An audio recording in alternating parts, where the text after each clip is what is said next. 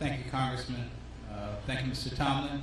Do I have Moses Levy Jr. from Manning here? Moses Levy Jr. There he is. Can somebody get a mic over there for me? Can you see him, Jeff? Need a microphone down here, please. All the way to the front.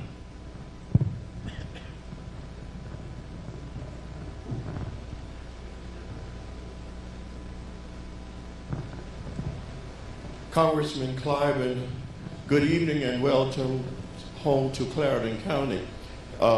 You just answered my question, believe it or not. My question was what we as citizens of these United States need to do to offset what is going on in Washington, D.C. You just answered the question for me when you said break the silence and speak out. Thank you very much. Thank you. Congress, look at a minute. I want these two things to go up because I really want to make a point with those two things.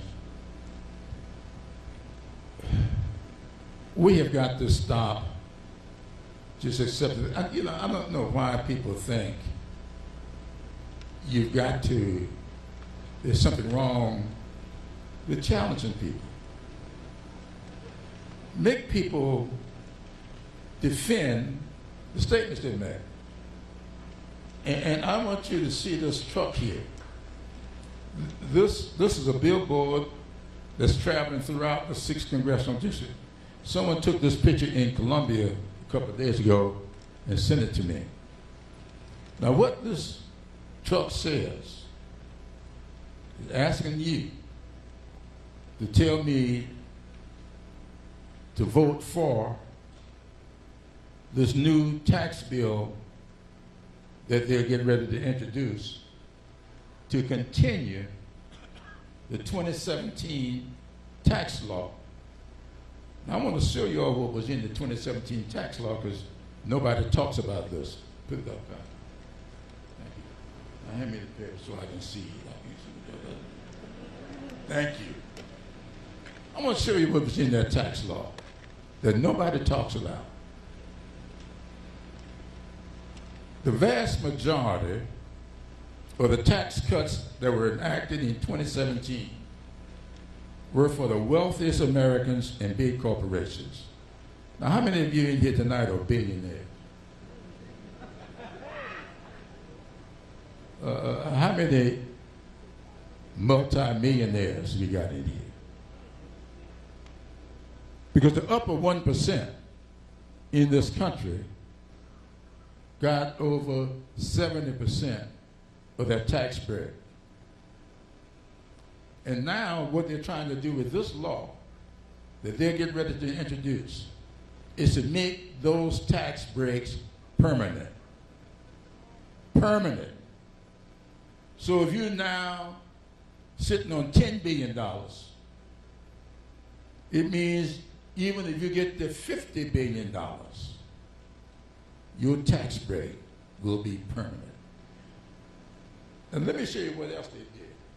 If y'all got this sheet, look at it. They never talk about the fact that there were some tax increases in that bill.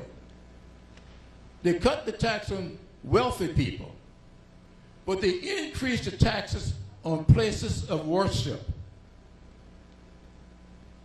on nonprofits, 501c3 nonprofits that many of you have in your churches, the nonprofits to feed the poor, the nonprofits that you set up to provide housing, affordable housing. They increased the taxes on that. And let me tell you what they all did. They went to the church parking lot, and anybody who had a reserved parking space, the minister of music, that parking space got taxed. Oh yeah. That parking space, Reverend Johnson, you didn't know that? I see you. Yes. And the last thing you see there, 2 years after this, I authored a bill to repeal that tax. And that's what I called it. Stop the hike on charity, the Tax Hike on Charities and Places of Worship Act. And people told me it took me 2 years, but I got it eliminated.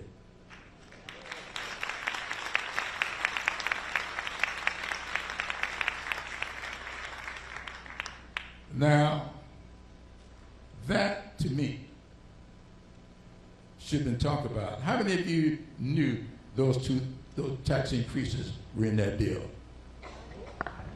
Nobody talks about that. Now, I'm going to tell you something else. I should have asked the staff to put this up. You all may recall that right after that tax hike went into, that tax cut went into, I call it tax hike, but after that bill went into effect, all affordable housing in the country came to a screeching halt. Because in the tax bill, they also took away the tax credits that developers could get for building affordable housing. We encourage the building of affordable housing by saying to developers, if you were to build housing for low-income people so that they can afford the housing, you will get a tax break for doing it. They took away that tax break in that bill. And we just started back to doing affordable housing about a year ago. Now, I don't know where there may have been programs stopped, but I saw the ones that were stopped in Richland County because one of those communities right there on Mason Road, near where I live in Columbia, came to a screeching halt. But we went back, fixed that, and nobody talked about it. People keep saying, well, you hadn't done anything. Well, that's one of the things I did. So the Minister of Music would have to put it.